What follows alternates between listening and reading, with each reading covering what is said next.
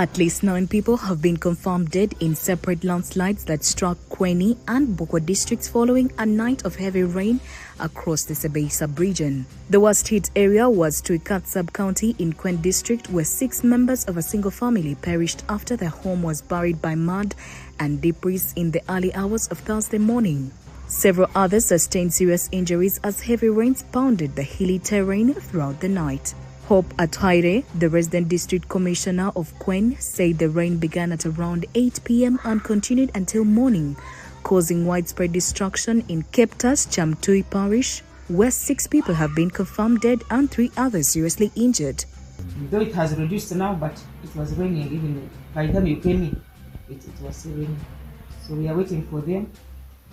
We have the natural resource officer, the IT personnel. They have gone with the drone, see if they can cover the areas affected. A lot of gardens have been swept away, so we shall now get an assessment to see what actually has been destroyed. That is the situation in Kween. Not only there, in the rubber belt. You know, when the rain is too much up, then the rubber belt gets the water. Right now in the Sundet sub-county, in the Girik, even in Chepskunya Town Council, it actually has been flooded. Several homes, also we are waiting for concrete information. Several homes have been submerged, properties have been lost. At least I have not heard of someone who has died, but we are still now following it up. So we need a lot of support. Already the Office of the Prime Minister is aware.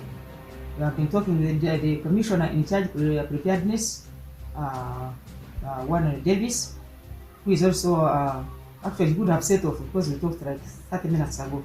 He was arranging to come and also make the assessment and bring any assistance to the people, like in terms of canvas, in terms of food, and we shall now see how the ground will be. Everybody will just take it up. But we are very sorry for those who have passed. Moses Makwata, the Kween District Natural Resource Officer, said about 225 people have been affected by the disaster. He explained that for the last 3 years, Kween has faced repeated natural disasters, especially in the upper belt of the Greater Bennett area, where the current incident occurred. For the last 3 years, Kween District has been experiencing disasters, more especially the Greater Bennett, where this particular one has occurred.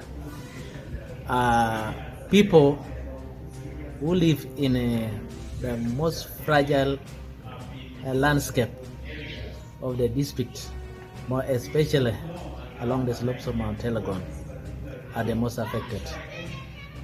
These people do a lot of cultivation, and they have taken Irish potato as their main food crop, as well as a cash crop. And the growing of this particular food crop requires that the land is cleared of trees. The area is bare, no trees. The tree cover is very low in this particular area.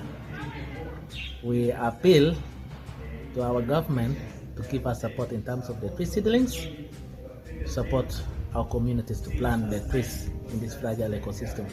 Local authorities and residents across the Sebei sub-region are calling for urgent government intervention as heavy rains continue to batter the mountainous districts. Relief agencies have been urged to provide emergency supplies, including food, temporary shelter, and medical aid for displaced families.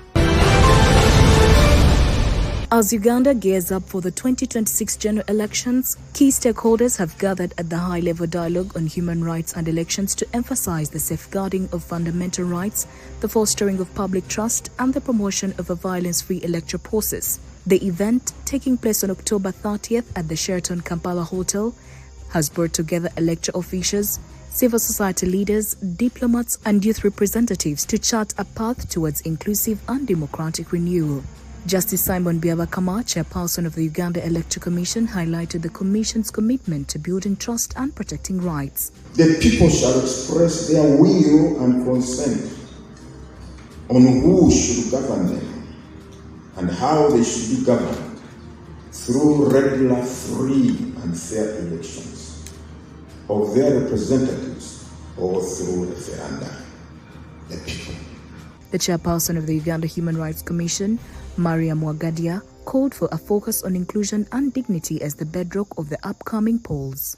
Ladies and gentlemen, Uganda has entered a new political moment. We now have more independents contesting than candidates from any single political party. This had never happened before. This is not weakness, it is a message that citizens are demanding voice beyond structures and representation beyond labels. It tells us that inclusion and trust are no longer requests, they are conditions. Our responsibility is not to fear this evolution, but to guide it peacefully, to ensure that those who feel excluded do not resort to confrontation, and those in power do not fear accountability. No journalist should be denied access to any public event. All voices should be heard. I should also add that all media should be impartial, professional, and balanced in their coverage. Moderated by Malcolm Mamizo of the East Africa Center for Civil Society Practice, panels at the forum explored many election themes, including youth perspectives. New Vision TV. Stream smart, stream New Vision.